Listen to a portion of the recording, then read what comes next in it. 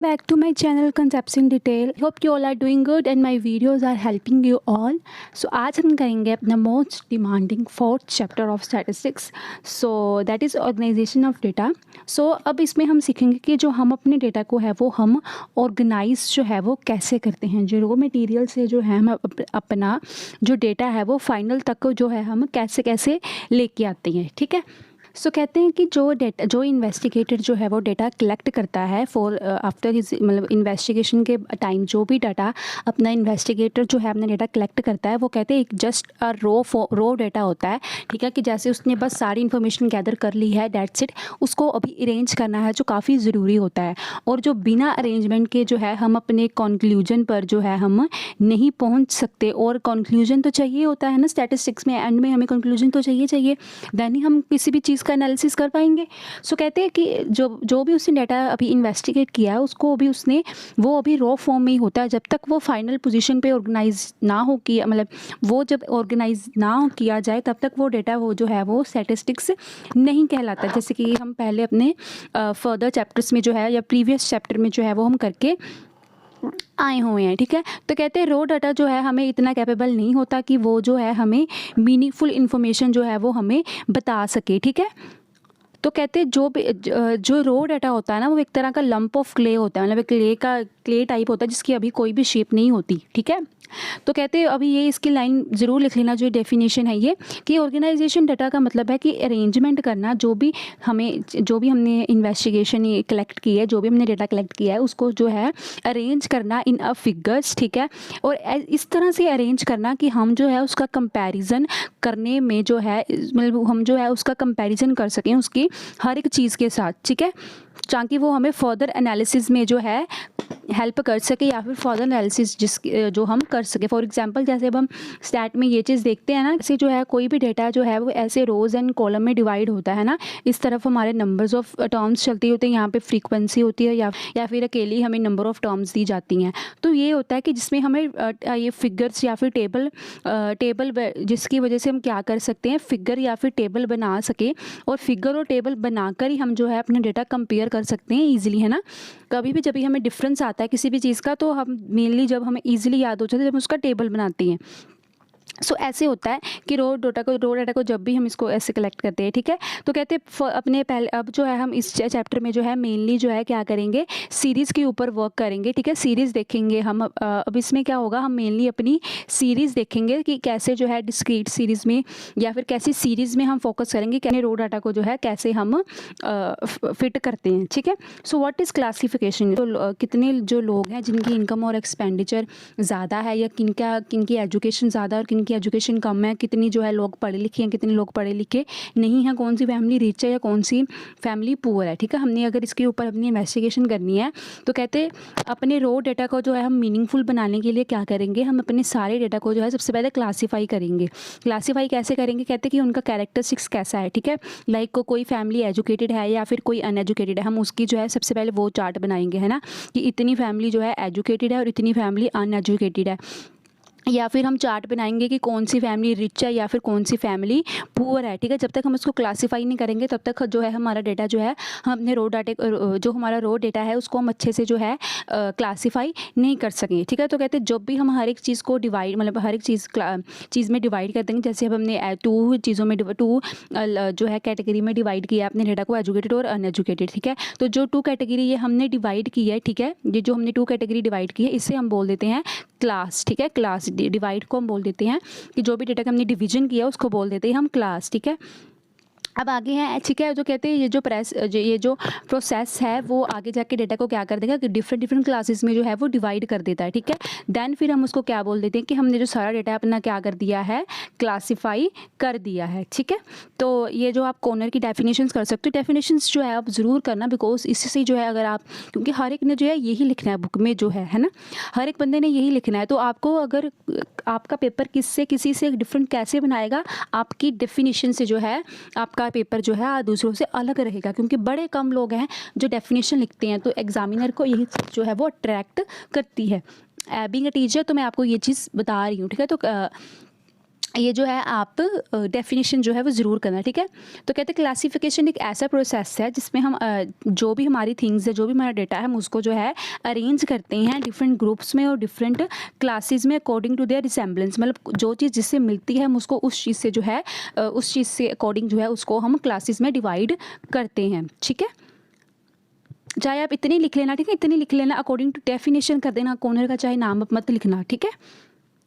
Next है अब objective of classification. क्या क्या ऑब्जेक्टिव होता है क्लासिफिकेशन का? सबसे पहला है ब्रीफ एंड सिंपल। हम जो है क्लासिफिकेशन से क्या हो जाता है, हमारा डाटा बड़ा ज़्यादा ब्रीफ हो जाता है, अनलेस हमें क्या करना पड़ता है, पूरा लिखना पड़ता है कि हाँ 2 फैमिलीज़, देयर आर 2 फैमिलीज़, ठीक है, 2 फैमिलीज़ हैं, ठीक है, 1 is rich and 1 is poor, which is rich, जैसे अब Oberoi family is rich and on the other hand, ठीक है, दूसरी शर्मा फैमिली इज़ पुअर, ठीक है। तो ऐसे करके आप कंपेरिजन कर आपको लिखना पड़ेगा।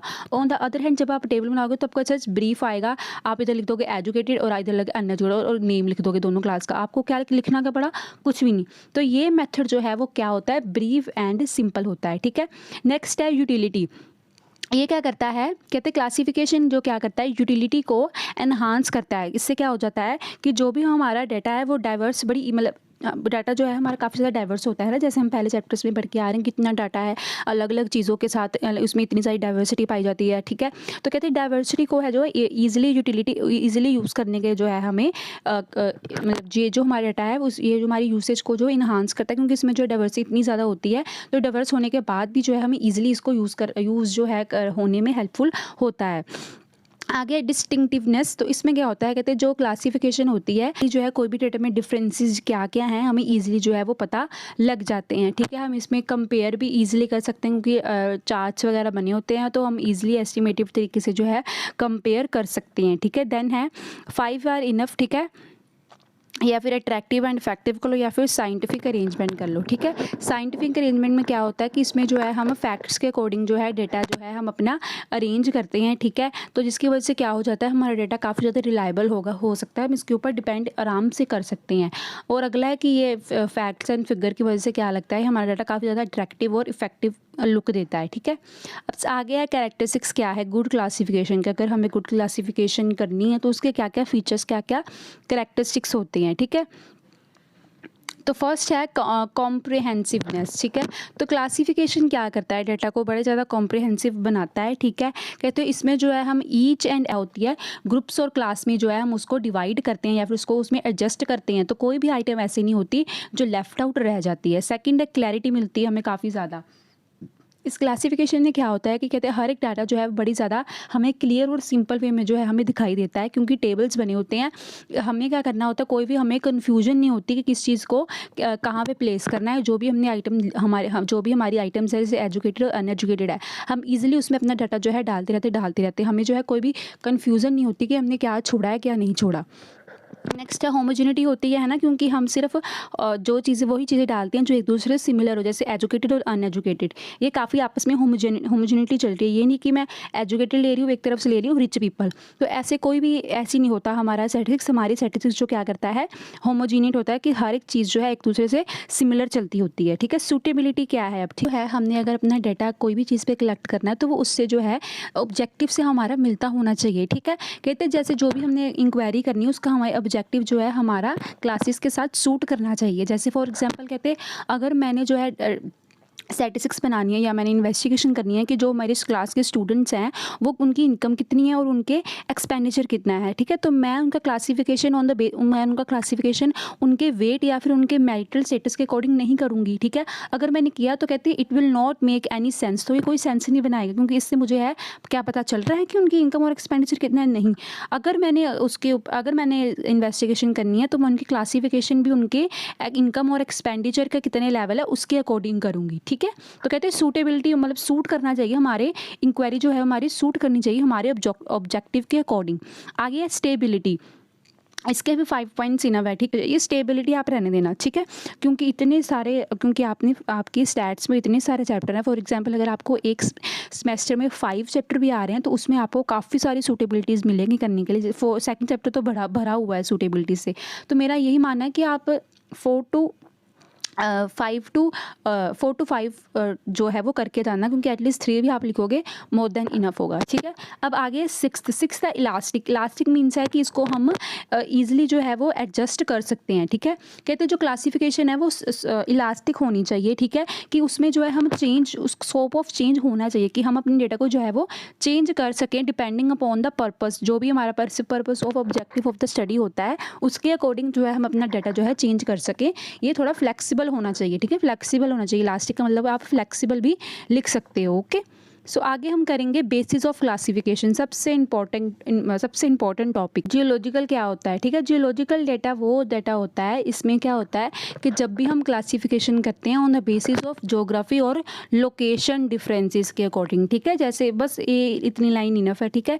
जैसे ये हमने टेबल बनाया है, ठीक है, इसमें क्या हो रहा है कि ऊपर ये जरूर लिख देना हेडिंग कि हम किसके ऊपर जो है अपना डेटा बना रहे हैं, ठीक है। यहाँ पे इसमें जैसे है कि नंबर ऑफ फॉर्म्स, कितनी फॉर्म्स जो है प्रोड्यूस कर रहा है कोई भी इंडस्ट्री बाईसाइकिल की 2021, मतलब अलग अलग जो है लोकेशन में, ठीक है।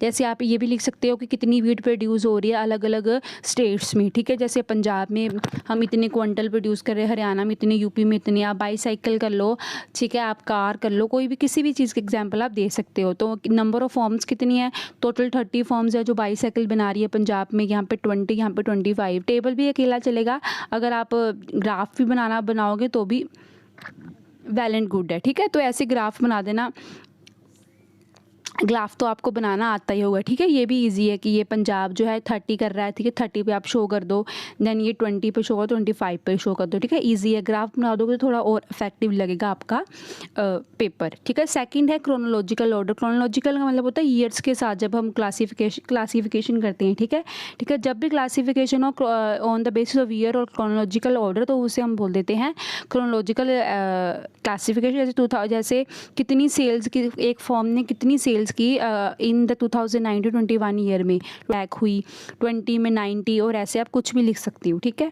नेक्स्ट है क्वालिटेटिव क्लासिफिकेशन। क्वालिटेटिव का मतलब आप समझ ही गए होगे, है ना, क्वालिटी से रिलेटेड।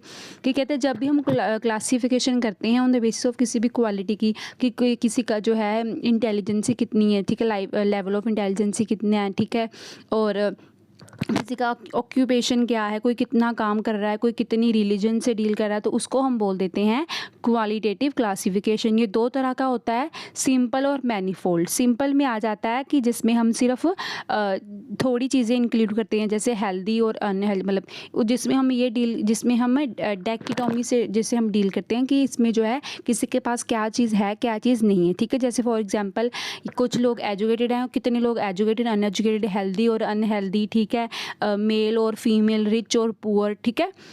तो ये है इसकी एग्जांपल्स, ठीक है।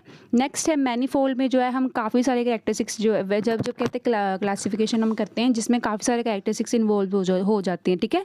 मोर देन वन क्लासिफिकेशन जब हम किसी में इंक्लूड कर देते हैं तो उसे हम बोल देते हैं मैनीफोल्ड क्लासिफिकेशन, ठीक है। जैसे अब यहाँ पे क्लासिफिकेशन हुई है कि जो है एक फैक्ट्री के वर्कर्स हैं, ठीक है, वर्कर्स हैं जिसमें कितने हैं स्किल्ड आते हैं और अनस्किल्ड आते हैं। अब स्किल्ड में लिटरेट आते हैं और इलिटरेट आते हैं, इसमें भी लिटरेट और इलिटरेट आते हैं, पढ़े लिखे और अनपढ़े, ठीक है। लिटरेट में भी पुअर और रूलर होंगे, रूलर और अर्बन होंगे, रूलर और अर्बन, रूलर और अर्बन, ठीक है। तो ये जो है ऐसा टेबल आप बना देना, बड़ा ही अच्छा आपका जो है आपका पेपर लगेगा, ठीक है। इसको थोड़ा सा एक्सप्लेन कर देना कि हम इसमें जो है ये चीज़ें इंक्लूड कर रहे हैं, ओके, दैट्स इट। और हाँ, अगर किसी को लग रहा होगा कि मैं थोड़ा फास्ट जो है पढ़ा रही हूँ, तो देन प्लीज़ वो अपनी स्पीड जो है वो एडजस्ट कर सकते हैं अपने according, because majority of the student यही बोलते हैं कि आप जो मेरी उनको स्पीड है वो उनको ठीक लगती है। सो जितने भी लोग हैं जिनको मेरी स्पीड जो है वो तेज़ लगती है, वो अपनी स्पीड जो है अपने अकॉर्डिंग जो है एडजस्ट कर सकते हैं। आपको काफ़ी सारे ऑप्शन जो है वो अवेलेबल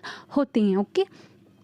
सो जहाँ पे मुझे लगता है कि मैं स्लो समझाऊँ वहाँ टू बी स्लो। सो जिनको भी लगता है कि मैं थोड़ा और स्लो हूँ तो वो अपने अकॉर्डिंग जो है अपनी एडजस्टमेंट कर सकते हो। अगर किसी को अभी भी स्लो लग रहा है तो वो फास्ट कर ले, और जिनको अभी भी अगर फास्ट लग रहा है वो उसको स्लो कर ले, ओके।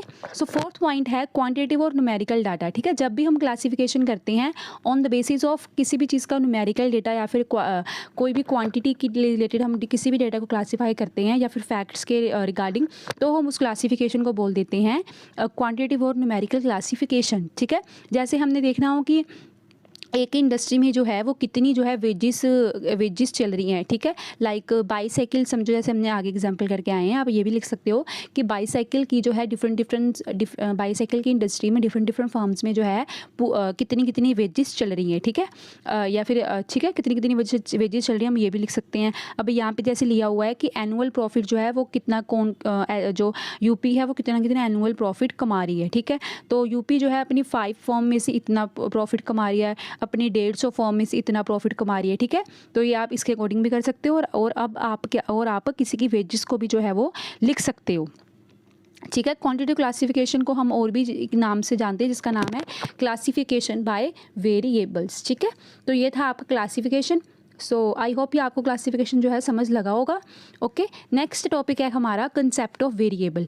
अब वेरिएबल क्या होता है, ठीक कहते हैं जो एक वो कैरेक्टरिस्टिक्स, ठीक है, किसी भी जो कि सीरीज़ का या किसी भी क्लास का वो कैरेक्टरिस्टिक्स जो का कैपेबल हो, जिसको हम मेजर कर सकें, ठीक है। जो कैपेबल होने के जो कैपेबल हो मेजर होने के लिए, ठीक है, और जिसको उसका जितना भी चेंज हो आए ओवर द टाइम वो भी हम मेजर कर सकें, उसे हम क्या बोल देते हैं, वेरिएबल बोल देते हैं। जैसे कि फॉर एग्जांपल कहते हैं अगर जो है हम मेजर करना चाहते हैं weight of the students of 9th class, ठीक है, तो हम जो है वो वेट ऑफ द स्टूडेंट जो है जो वेट होगा स्टूडेंट का, उससे हम वेरिएबल बोलेंगे। क्यों? क्योंकि हम उसको जो है मेजर कर सकते हैं, ठीक है। तो कहते हैं जो वेरिएबल होता है वो डिस्क्रीट भी हो सकता है और कॉन्टीन्यूस भी हो सकता है, ठीक है। आप 10th चैप्टर में है जो आप करके आए होगे ना, मीन मीडियन मोड, तो उसमें आपने देखा होगा कि कौन सी जो है डिस्क्रीट सीरीज होती हैं, कौन सी कॉन्टीन्यूस। डिस्क्रीट वेरिएबल्स, ठीक है, डिस्क्रीट वेरिएबल वो होते हैं, ठीक, जो क्या करें जंप्स में जो है इंक्रीज़ करे, ठीक है, और कंप्लीट नंबर्स भी हों। जैसे फॉर एग्जांपल यहाँ पे लिखा है 1 2 3 से बाद एकदम जंप कर रहा है 10 पे, फिर 11, फिर एकदम जंप कर रहा है 15 से। बट कहते हैं ये नंबर्स क्या हो सकते हैं, फ्रैक्शन में ये वाले नंबर कभी नहीं हो सकते डिस्क्रीट सीरीज़ के, ठीक है। कॉन्टीन्यूस में कहते हैं ये वो वाले वेरिएबल्स होते हैं जो क्या करें जंप्स में इंक्रीज़ नहीं करते, और बल्कि ये क्या करते हैं कॉन्टीन्यूसली इंक्रीज़, मतलब कॉन्टीन्यूसली जो है मूव करते हैं ये वाले। जैसे फॉर एग्जांपल आप कॉन्टीन्यूस सीरीज़ में ये चीज़ लिख सकते हो कि कैसे 10 to 15, 15 to 20, 20 to 20, तो इसमें जो है आपको कॉन्टीन्यूटी दिख रही है ना, तो इसी वजह से इसको क्या बोल देते हैं हम, कॉन्टीन्यूस सीरीज़ बोलते हैं, जो क्या करे जंप्स में इंक्रीज़ ना करे बल्कि कॉन्टीन्यूटी में इंक्रीज़ करे, जैसे 10 to 15, 15 to 20 एक्सेट्रा। ओके, तो ये दो तरह के होते हैं, बड़े इजी हैं ये भी। देन है थर्ड टॉपिक हमारा रो डेटा। रो डेटा क्या होता है, तो कहते हैं जो एक रो डेटा होता है, ठीक है, उसे हम क्या बोल देते हैं, एक मास ऑफ डेटा बोल देते हैं जो कि अभी अपने क्रूड फॉर्म में हो, ठीक है, अभी हमें फिनिश करना है, ठीक है, उसे हम बोल देते हैं क्रूड डाटा। तो कहते हैं ये एक अनऑर्गेनाइज वे में अरेंज होता है, इसको हमने अभी ऑर्गेनाइज करना होता है बाय द इन्वेस्टिगेटर, ठीक है। इन्वेस्टिगेटर ने अभी इसको जो है ऑर्गेनाइज करना होता है, ठीक है। स्टूडेंट्स जो है 9th क्लास के स्टैटिस्टिक्स में कि उन्होंने कितने कितने मार्क्स ऑब्टेन किए, तो हम जो है ऐसे उसको अरेंज करेंगे, ठीक है। कि कहते हैं अब ये देखो ये जो डेटा है इसमें जो है अभी इसको जो है हम रो फॉर्म में डेटा है ना, कहीं पे 30, 25, 15, कहीं पे 21, बिल्कुल भी जो है ऑर्गेनाइज्ड वे में नहीं है, इसको अभी हमें ऑर्गेनाइज करना है। हम क्या करेंगे, सबसे पहले कहते हैं हम जो है इसमें होमोजेनिटी डाटा जो है कलेक्ट करेंगे, कितने लोग पास हो रहे हैं, कितने लोग फेल हो रही हैं, ठीक है। तो इसमें हम पूरी तरह से इसको अरेंज करेंगे, ठीक है। देन जो है देन ये वाला डाटा क्या करेगा, ऑब्जर्व करने के लायक होगा, ठीक है। इसको हम और इसको जो है हम ऑब्जर्व कर सकें, देन हम इसको क्या करें, इसके कंक्लूजन निकाल सके, ठीक है। देन आ जाती है इसमें ये रो डेटा के बाद हम क्या करते हैं, इसको सीरीज़ में इन्वॉल्व करते, सीरीज़ में जो है इसको हम कन्वर्ट करते हैं। कहते हैं जो रो डेटा होता है उसको हम क्लासीफाई करते हैं, सीरीज़ में क्लासीफाई करते हैं। कहते हैं सीरीज़ में क्या होता है, हम एक ऑर्डर और सीक्वेंस में काम करते हैं, ठीक है। जब भी डाटा हम कहते हैं डिफरेंट क्लासेस में जो है हम क्लासीफाई करते हैं, ठीक है, अकॉर्डिंग टू देयर ऑर्डर, ठीक है। जैसे अनएजुकेटेड चल रहे हैं, सबसे पहले कितनी 10, 20, 15, तो अगर किसी ऑर्डर भी चल रहे हैं तो उससे हम बोल देते हैं सीरीज़। क्लास के स्टूडेंट को हम उसके रोल नंबर वाइज जो है सेट करें असेंडिंग टू डिसेंडिंग, तो उससे हम बोल देते हैं कि ये जो डेटा है वो सीरीज़ में जो है हमने कलेक्ट किया हुआ है, ठीक है। अब आगे है conversion of raw data into statistical series. अब हम कैसे कन्वर्ट करते हैं रो डेटा को सीरीज़ से, अब इसमें हम वो देखेंगे। सो बेसिकली ये क्या होता है, टाइप्स कौन कौन सी होती हैं, इंडिविजुअल सीरीज़ जिसमें कोई फ्रीक्वेंसी नहीं होती, ओनली इंडिविजुअल सीरीज़ चलती है, बस एक ही रो होगी जिसमें 10, 20, 5, 6, 7, 8 लिखे होंगे, इसको हमने अरेंज करना होता है। हाँ ठीक है, जो भी लाइन है हम इसको असेंडिंग ऑर्डर में लगाएंगे, जैसे पहले 5 लगाया, देन 6 लगाया, देन 7 लगाया, देन 10 लगाया, तो इसको हमने अभी अरेंज करना होगा। ठीक है, अगर आपको कोई सम आता है इंडिविजुअल सीरीज़ का, तो सबसे पहले आपका यही काम होता है कि आपने इसको असेंडिंग ऑर्डर में या फिर डिसेंडिंग ऑर्डर में जो है सेट करना होता है। ठीक है, देन आता है फ्रीक्वेंसी सीरीज़ और सीरीज़ विद फ्रीक्वेंसी। ठीक है, फ्रीक्वेंसी सीरीज़ जब इसमें इंडिविजुअल सीरीज़ के साथ एक फ्रीक्वेंसी की लाइन भी जुड़ जाए, उसे हम बोल देते हैं फ्रीक्वेंसी सीरीज़। ठीक है, अब ये देखो फ्रीक्वेंसी जो है आगे फर्दर डिवाइड होती है 2 पार्ट्स में। ठीक है, जो सीरीज़ देखो, ये देखो सीरीज़ है, एक इंडिविजुअल सीरीज़ होती है और फ्रीक्वेंसी सीरीज़ होती है। फ्रीक्वेंसी आगे 2 टाइप्स की होती है, डिस्क्रीट सीरीज़ और एक होती है फ्रीक्वेंसी डिस्ट्रीब्यूशन।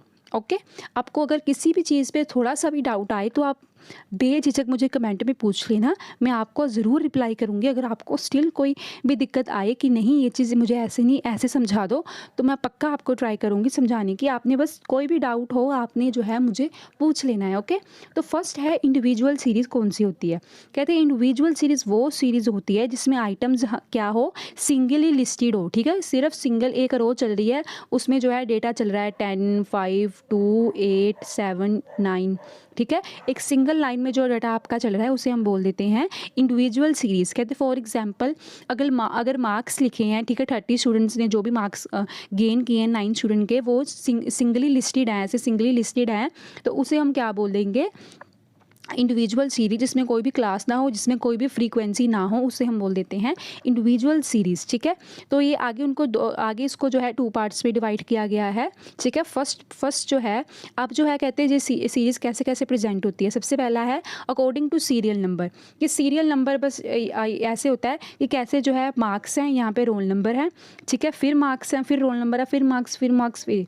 ठीक है, इसमें क्या हुआ, बस कैसे कैसे ऑब्टेन किए हैं। इसमें क्या किया है, 36 आपका तैयार किया है कैसे जो है एक रोल नंबर चल रहा है और एक मार्क्स चल रही है। ठीक है, रोल नंबर जो है सिर्फ एक सीरियल ऑर्डर का रोल प्ले कर रही हैं, बट मेन जो हमारा डेटा है वो सिंगली जो है वो प्रेजेंट है। ठीक है, ये मेन जो डेटा है हमारा ये है, ये तो जस्ट हमारे रोल नंबर्स हैं। ठीक है, नेक्स्ट है असेंडिंग ऑर्डर, डिसेंडिंग ऑर्डर। ठीक है, इसमें क्या होता है, जैसे उसमें जो है 1, 2, 3 उसमें उन्होंने किया हुआ है। ठीक है, इसमें क्या होगा, असेंडिंग और डिसेंडिंग, इसमें आपको कोई सीरियल ऑर्डर नहीं होगा, कुछ नहीं है, बस आपको ये जो है डेटा जो है ऐसे ही दे दिया गया है। ठीक है, कहते अब इसमें जो है आपको डेटा जो है सिंपली असेंडिंग और डिसेंडिंग ऑर्डर में दे दिया गया है। इन असेंडिंग ऑर्डर में आपको क्या करना पड़ता है, सबसे पहले स्मॉलेस्ट वैल्यू जो है सबसे ऊपर प्रेजेंट करनी पड़ती है। ठीक है, जैसे इन्होंने ऊपर दी हुई है सबसे पहले 10, 15। ठीक है, ये असेंडिंग ऑर्डर में ही आपका डेटा जो है उन्होंने बनाकर दिया गया है। ठीक है, ऑन द अदर हैंड जब डिसेंडिंग ऑर्डर में होगा तो हाईएस्ट वैल्यू सबसे ऊपर होगी, तो ये 45 से स्टार्ट होगा, 45, फिर 40, फिर 30, तो ये ऐसे चलेगा।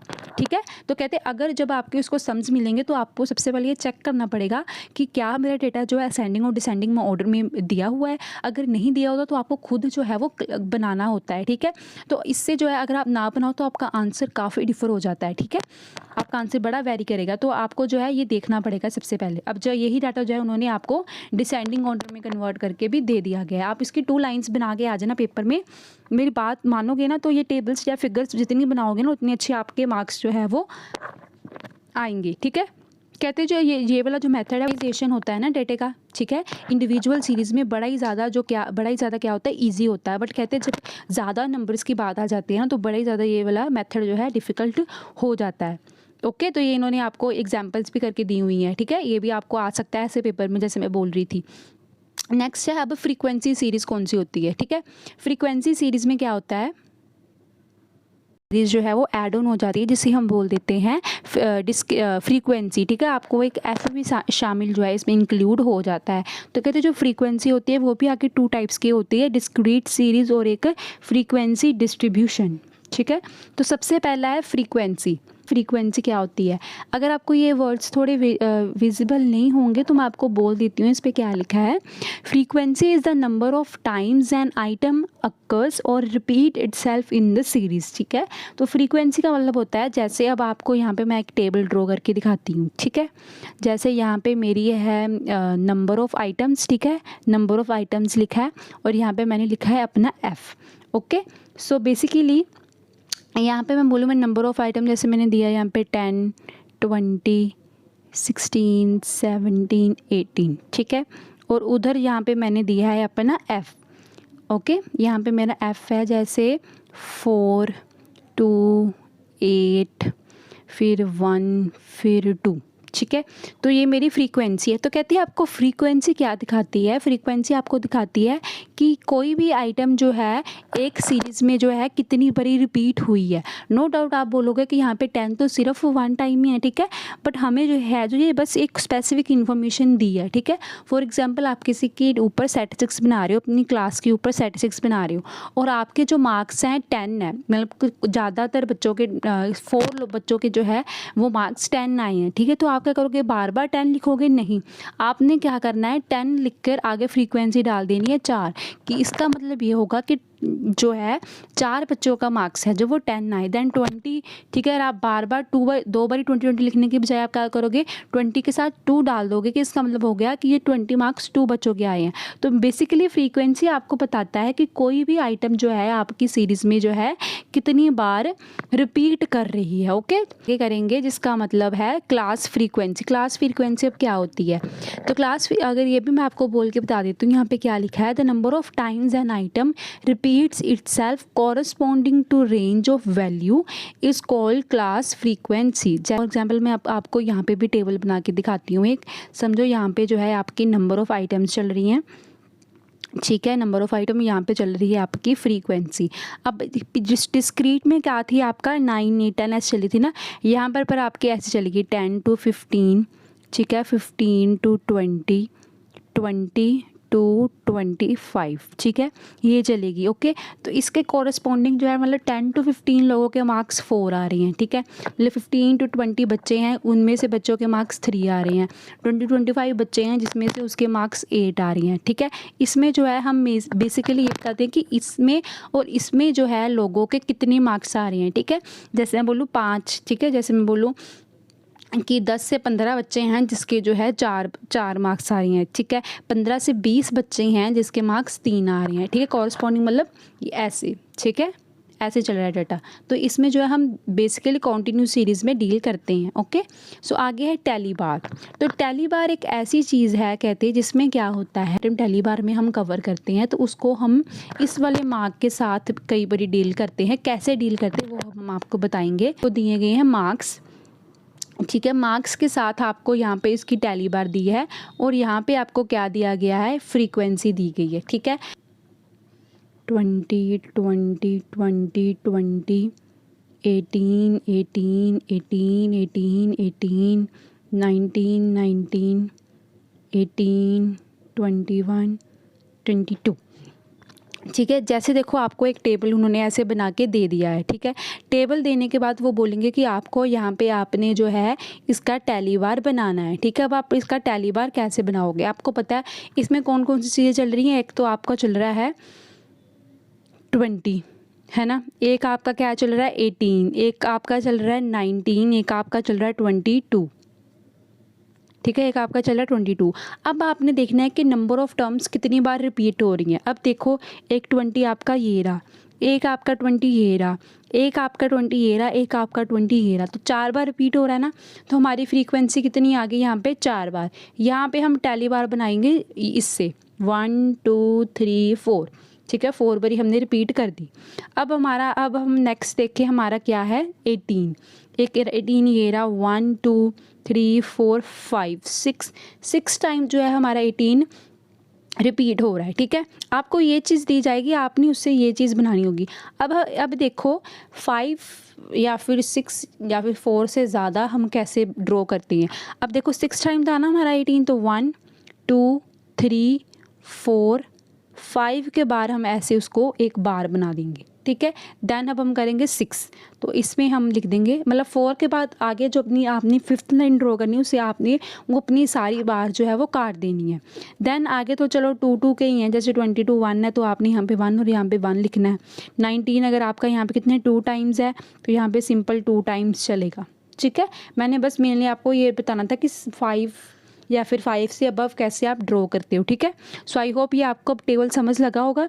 मैं आपको यहाँ पे अब आपका टेबल भी दिखा देती हूँ।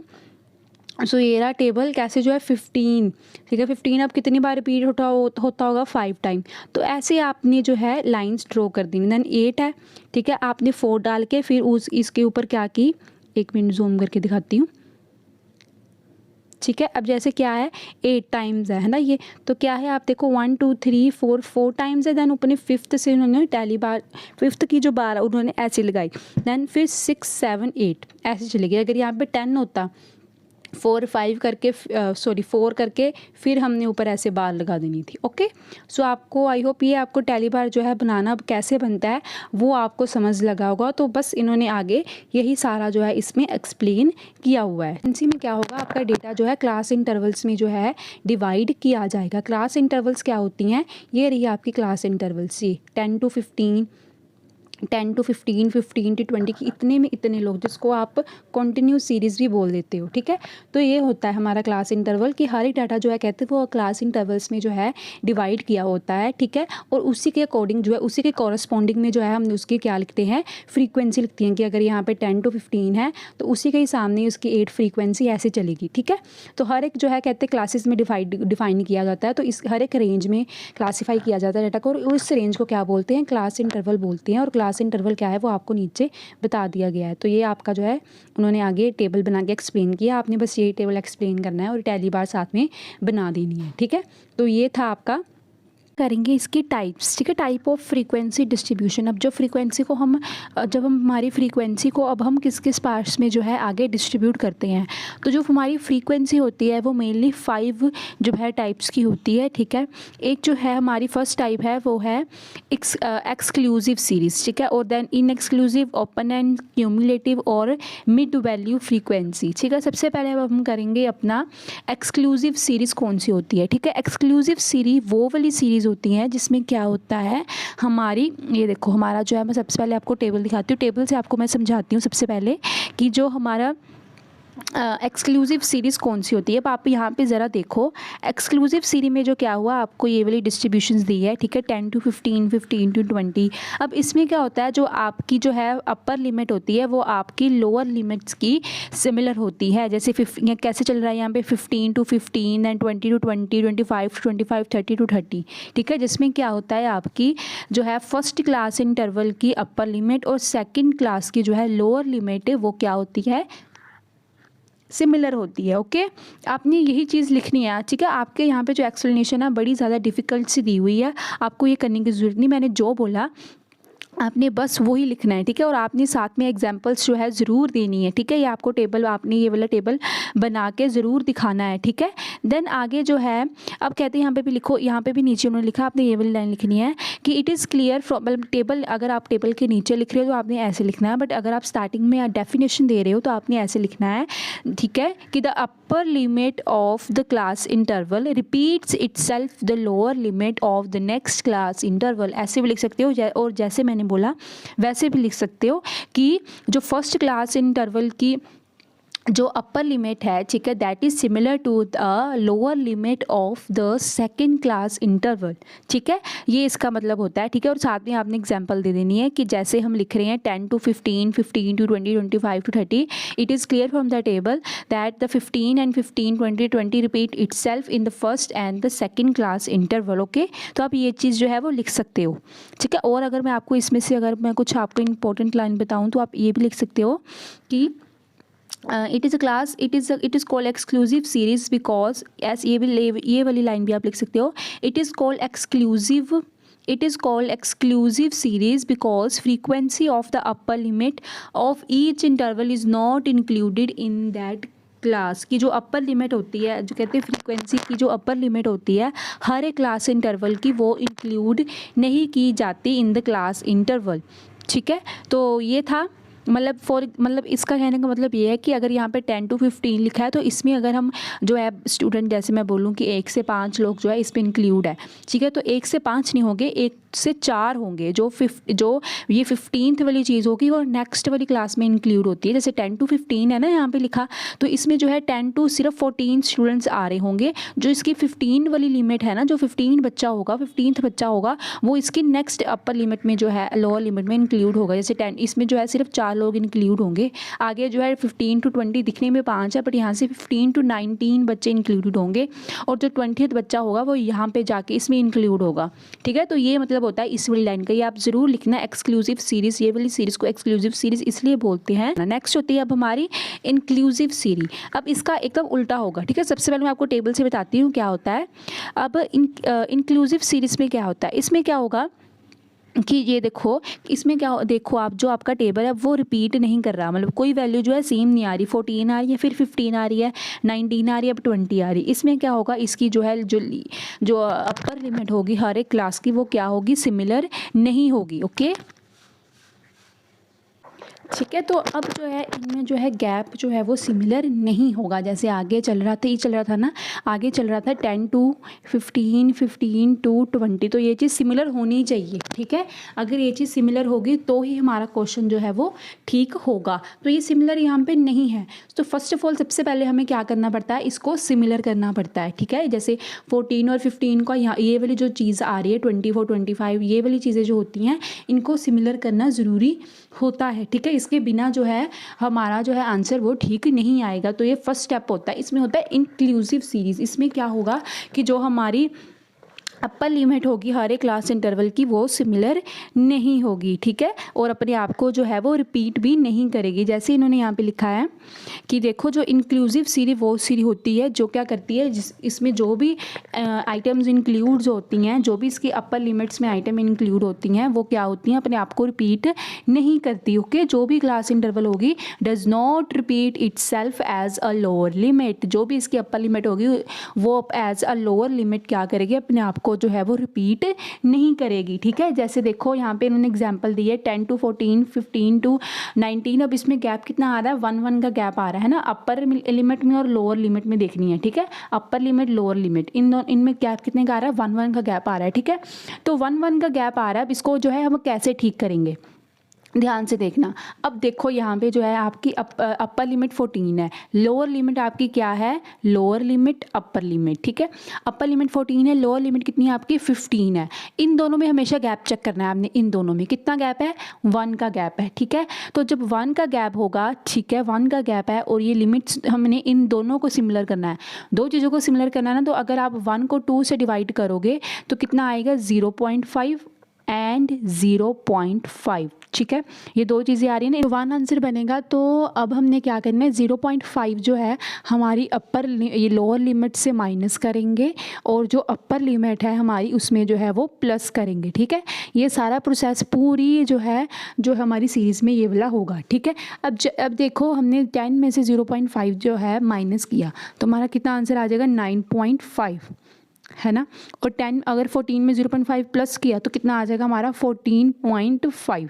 ठीक है, अब 15 में से 0.5 माइनस किया तो हमारा कितना आ जाएगा, 14.5। और जैसे 19 में प्लस किया 0.5 तो हमारा आंसर आ जाएगा 19.5।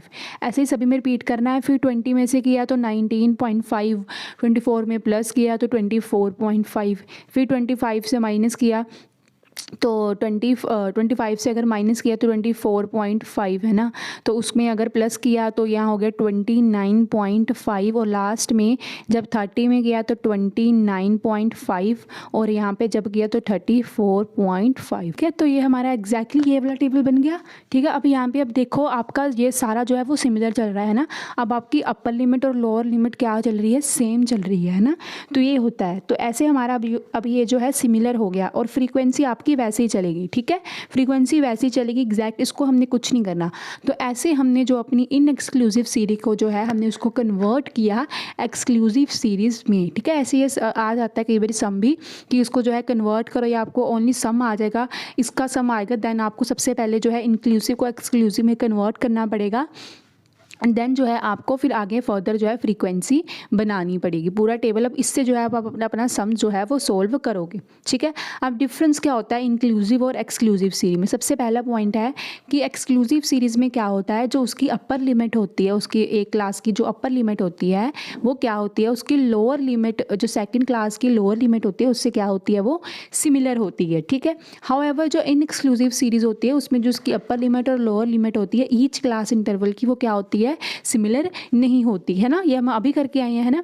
तो सेकंड है कि अगर एक्सक्लूसिव सीरीज़ में क्या होगा वैल्यू होगी अपर और लोअर लिमिट, वो इंक्लूडेड नहीं होती।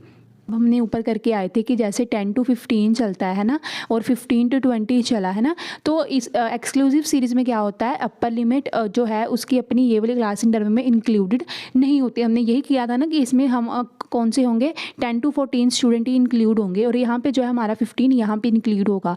पर कहते हैं एक्सक्लूसिव सीरीज़ में नहीं होता ऐसे, उसकी जो भी, जैसे हमने 14.5 किया और देन 15.5 किया 15, कहते ये क्या होगा, अपनी दैट क्लास इंटरवल में वो इंक्लूडेड होगी, मतलब जिस क्लास इंटरवल में वो आई, इस क्लास इंटरवल में वो इंक्लूड होगी ही होगी। ओके, इसका ये मतलब है। आगे एक्सक्लूसिव सीरीज जो है वो यूज़फुल होती है, एक्सक्लूसिव सीरीज़ होती है हमारी, अगर उसमें जो नंबर्स हैं हमें कम्प्लीटली नहीं दिए हुए या फिर डेसिमल्स में है, तो भी जो है हमारी एक्सक्लूसिव सीरीज़ यूज़फुल होगी।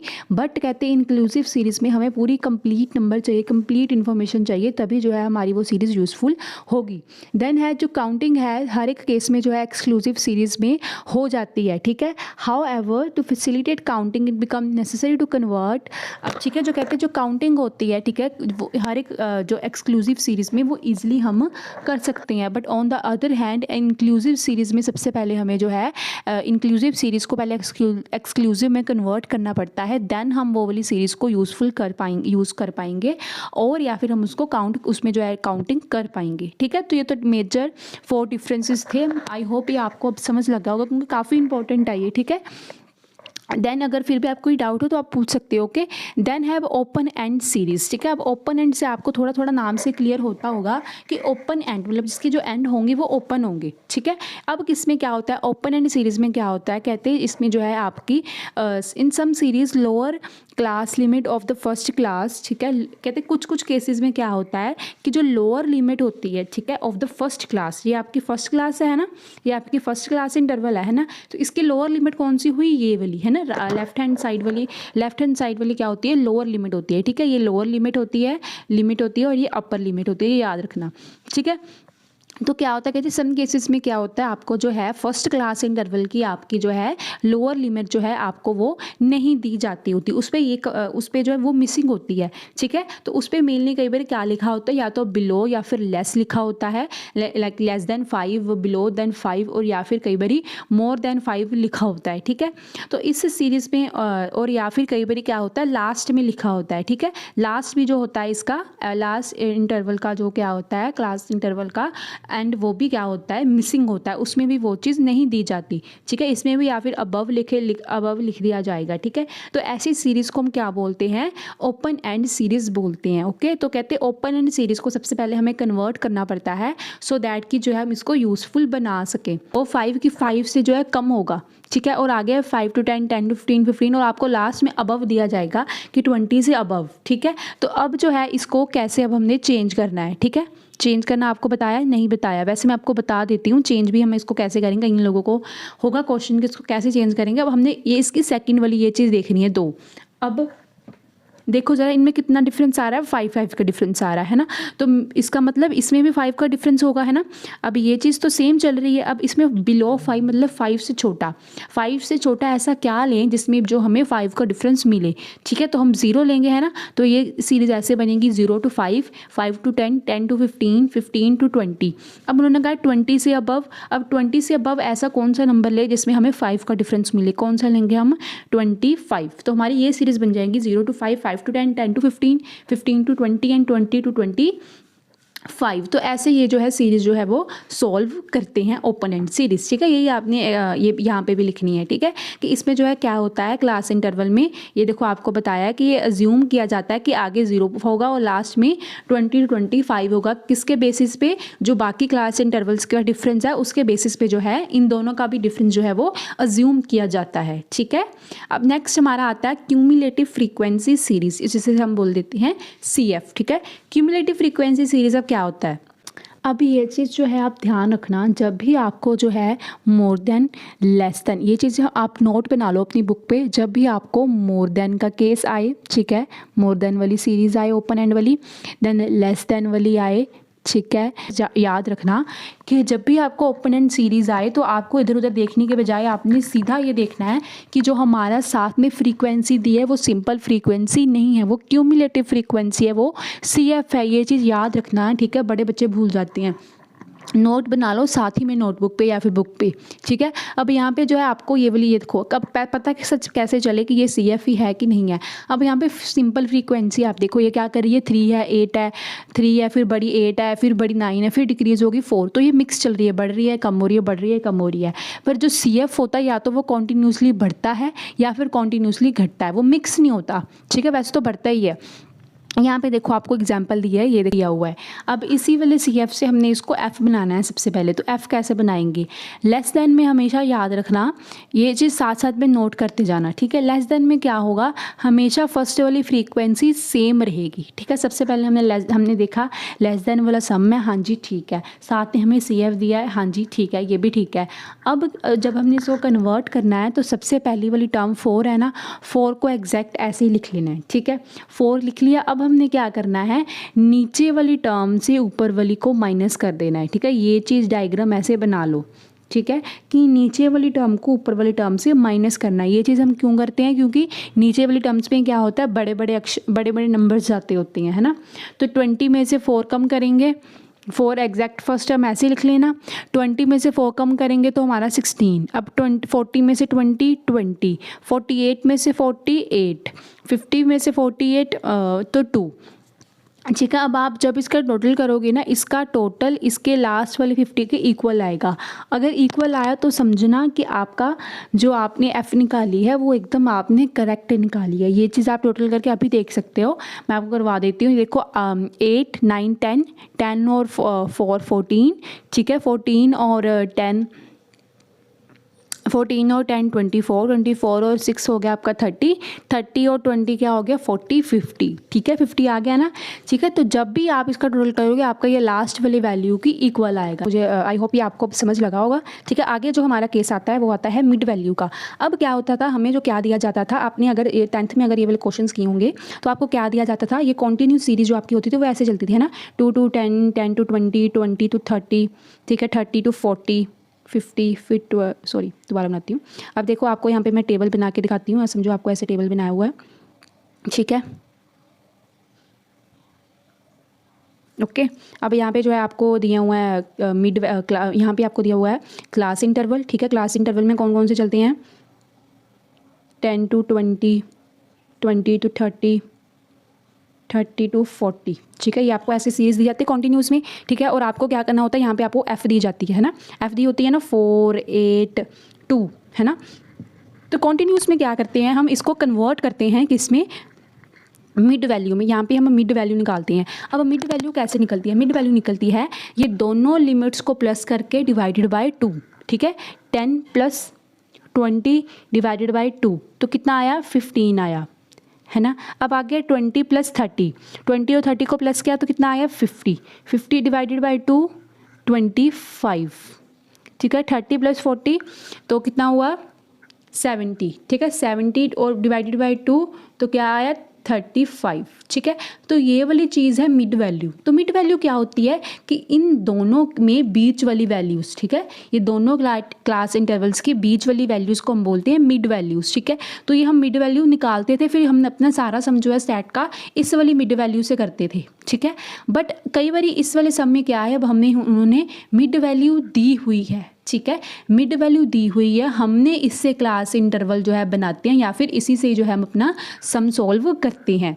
अगर तो अब हमने अपनी मिड वैल्यू से है अब क्या निकालना है, अपनी क्लास इंटरवल निकालनी है, ठीक है। तो अब देखो ध्यान से मिड वैल्यू से जो है अब हम क्लास इंटरवल कैसे निकालते हैं, ठीक है। अब देखो यहाँ पे जो है आपको क्वेश्चन दिया हुआ है यही वाला, ठीक है। यहाँ पे आपको मिड वैल्यू दी है, अब हमने इसमें से क्लास इंटरवल कैसे निकालनी है। अब यहाँ पे देखो जैसे हमने वहाँ पे अपना जो है डिफरेंस जब हमने इन एक्सक्लूसिव को एक्सक्लूसिव में कन्वर्ट किया तो हमने गैप देखा था, है ना, हमारी अपर लिमिट और लोअर लिमिट में कितना गैप है, ठीक है। वैसे वो अपनी मिड वैल्यू में अब गैप देखना है, ठीक है। अब यहाँ पे देखो आपका कितना गैप चल रहा है, 10 का गैप चल रहा है, सभी में चल रहा है ना। अब मीन्स 10 का गैप है और हमें कॉन्टिन्यूज में दो चीज़ें चाहिए, एक चीज़ यहाँ पे चाहिए, एक चीज़ यहाँ पे चाहिए, है ना। ऐसी चलती है हमारी कॉन्टिन्यूस, ठीक है। तो दो चीज़ें चाहिए, तो हम फिर से 10 को 2 से डिवाइड करेंगे तो कितना आ रहा है 5।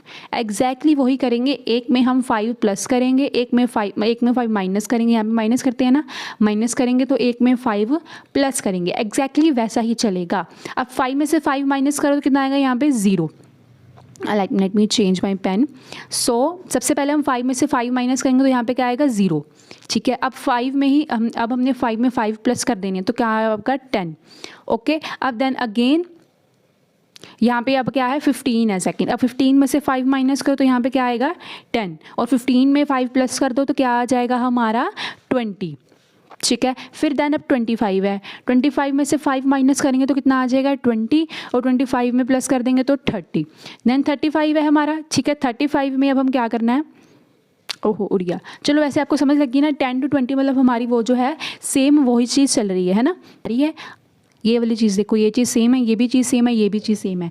मतलब हमने जो अपनी क्लास इंटरवल निकाली, सॉरी यहाँ पे 0 था है ना, इसके ऊपर एक और थी 0 to 10 है ना, यहाँ पे 10 ही रख लो, ठीक है। अब ये चीज़ सेम जा रही है ना, तो इसका मतलब क्या है, हमने जो अपनी क्लास इंटरवल बनाई है वो एकदम हमने करेक्ट बनाई है, ओके। सो मुझे किसी ने सजेस्ट किया था कि आप जो है एक ही चैप्टर पे जो है एक बड़ी वीडियो बना देना। सो प्लीज़ मुझे कमेंट करना कि आपको जो है एक ही टॉपिक पे जो है बड़ी वीडियो चाहिए, या फिर आपको क्या मैं अलग अलग पार्ट्स पे वीडियोस बना के दूँ। आई होप ये आपको समझ लग गया होगा कि हम जो है मिड वैल्यू कैसे बनाते हैं अपनी क्लास इंटरवल से, ठीक है। सो आपके जो है अब ये 4th चैप्टर जो है वो कंप्लीट हो गया है, ठीक है। अगर आपने इस चैप्टर के सम्स भी करने होंगे या फिर मैं उस पर भी एक वीडियो बनाऊं तो डू लेट मी नो। सो सबसे पहले तो जिन्होंने अभी तक चैनल को सब्सक्राइब नहीं किया वो चैनल को सबसे पहले सब्सक्राइब करें, and do like share and subscribe to my channel. और मुझे ये भी बताना कि आपको किस तरह की वीडियो जो है आप वो प्रेफर करते हो। ये वाली वीडियो तो मैं एक लॉन्ग वीडियो बना दूँगी कहा था। सो आई होप ये आपको चैप्टर जो है समझ लगा होगा। Still if you have any doubt then you can comment it down, I will try my best to solve it as soon as possible. So thanks for watching.